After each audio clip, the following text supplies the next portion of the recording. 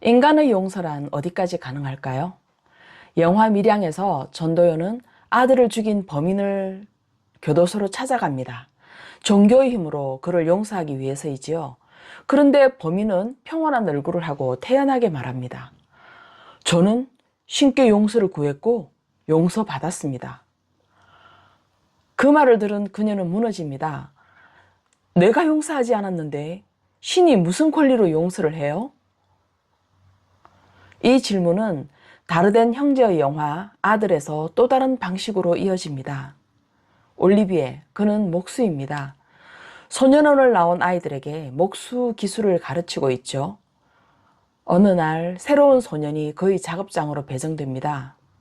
그 소년의 이름은 프랑시스. 그는 5년 전에 올리비에의 아들을 죽인 소년이었습니다. 영화는 음악도 없고 대사와 주변의 소리만이 들립니다. 묘한 긴장감이 흐르고 올리비에는 고민을 하다가 그 소년을 제자로 맞아들입니다. 올리비에는 소년을 응시하고 카메라는 올리비에를 응시하고 있습니다. 그가 소년을 쫓아다니고 관찰하고 망설이는 동안 그의 내면은 갈라진 나무처럼 뒤틀리고 있고 그 쩍쩍 갈라지는 소리가 관객에게 전달이 되는 것만 같습니다. 내 아들을 죽인 범인과 함께 목공실에서 일을 하는 장면, 못을 받고 톱질을 하는 손, 소년의 숨결, 올리비아의 시선을 모두 카메라는 아무런 장식 없이 담담하게 담고 있습니다. 마치 우리가 숨죽여 그들을 지켜보는 것만 같습니다. 내 아들을 죽인 아이와 함께 나무를 자르고 모서리를 다듬고 가구를 만듭니다. 이것은 가르침이 아니라 올리비에의 견딤입니다. 그는 견디고 있을 뿐입니다. 영화는 침묵의 순간순간을 담고 있는데 관객에게는 그 어떤 것보다 큰 절규로 들리기도 하죠. 마지막 장면은 올리비에가 소년과 함께 일하는 손을 바라보다가 조용히 도구를 건네는데요. 용서를 한다는 뜻일까요? 아니면 열린 결말이라고 볼 수 있지만 이 이후의 모습을 우리가 추론해 보는 것은 그리 어렵지 않을 것 같습니다.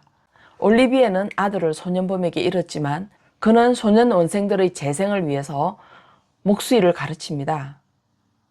그리고 올리비에는 프랑시스의 불우한 가정 환경을 알게 됩니다. 불우했던 환경을 빌미로 범죄가 용서받을 수 있는 것은 아닙니다. 그러나 문제와는 태어나는 것이 아니라 만들어진다는 말도 있죠. 환경이 그렇지 않았다면 그 소년도 그렇게 자라지 않았을 수도 있을 거라는 그런 생각을 관객의 입장에서 해봅니다. 올리비에가 소년원을 나온 원생들을 대상으로 목수일을 가르치겠다고 나선 것은 쉬운 선택이 아니었을 겁니다.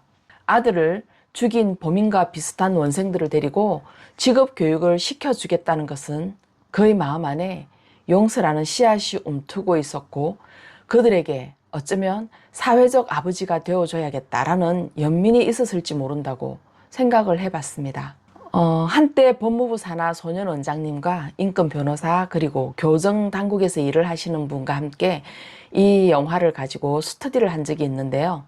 범죄자들을 우리 사회로부터 완전히 격리시킬 것이냐 아니면 그들에게 재생의 기회를 주어서 교정시켜서 사회로 건강한 사회인으로 내보낼 것이냐 이런 부분에 대해서 생각을 해본 적이 있습니다. 클린트 이스트우드 주연 감독의 미국 영화 그랜 토리노라는 작품이 있습니다. 이 작품에서 감독은 범죄자들을 우리 사회로부터 완전히 격리시키는 방법을 제시하고 있습니다. 물론 영화에서는 인종 갈등과 구원의 가능성, 화해, 인간 내면의 변화 등을 다루고 있습니다. 한국전 참전 용사이자 퇴역 군인인 월트가 범죄자들을 대하는 방식은 우리 사회로부터의 완전한 격리입니다.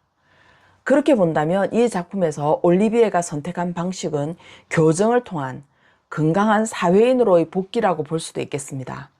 대체로 불우한 환경 속에서 자란 소년원생들에게 사회적 아버지가 되어 직업훈련을 시킨다는 것, 그것은 결코 흔히 할 수 없는 그런 선택이기도 합니다. 피해자에게 용서라는 단어는 가장 슬프고 무거운 돌덩이와도 같을 것입니다. 우리는 피해자에게 용서를 권할 수도 없고 그것을 요구할 수도 없습니다. 가해자에게 설령 불우한 과거가 있었다고 하더라도 피해자와 그 가족들에게 남겨진 상처는 미래의 일입니다. 그 무거운 짐을 계속 그들에게 다 짊어지라고 할 수는 없습니다. 그러나 어떤 사람은 올리비에와 같은 선택을 할 수도 있겠다 하는 생각이 들었습니다. 올리비에는 프랑시스를 거두어 목수일을 가르쳐 줄까요? 영화는 그 대답을 남겨둔 채 끝이 났습니다. 죄를 짓던 프랑시스의 손이 목수의 손으로 변하는 일, 마치 목수가 나무 자재를 차곡차곡 쌓아 올리듯 어쩌면 프랑시스는 범죄 대신 자신의 정직한 삶을 쌓아갈지도 모른다는 작은 기대, 그런 것들이 여운으로 남는 작품이기도 했습니다. 이 영화는 묻습니다. 용서란 무엇일까요? 그것은 망각이 아닙니다. 그것은 대가도 아니고요. 올리비어의 용서는 그 사람과 같은 방에 머무는 방식입니다. 그리고 침묵 속에서 그를 지켜보는 일입니다. 벨기에 출신인 다르덴 형제 감독은 우리 사회가 고민해야 될 문제들을 이렇게 과하지 않은 포장으로 제시하고 있습니다. 자전거 탄 소년에서는 사만다라는 인물이 등장하는데요. 과연 저런 사람이 있을 수 있을까? 그 영화를 보면 사만다는 우리 누구나 될 수 있다라는 그런 희망을 가지기도 합니다. 사람이 어떤 선을 베푸는 데는 특별한 계기가 있는 것이 아니라 어떤 기회가 왔을 때 할 수 있다는 그런 얘기이기도 하거든요. 올리비에 역시 어쩌면 아들을 잃고 그로 인해서 아내는 이혼을 하고 이제 재혼까지 한다고 그러죠. 혼자 남겨진 올리비에가 했던 선택은 뜻밖에도 내 아들을 죽인 범인들과 같은 소년원생들을 교정시키고 갱생시켜서 그들이 건강한 사회인으로 살아갈 수 있도록 돕는 일입니다. 용서라는 단어를 생각하지 않고 오늘 하루를 살아갈 수 있다면 이 참 행복한 하루라는 생각도 듭니다. 다음 시간에 뵙겠습니다.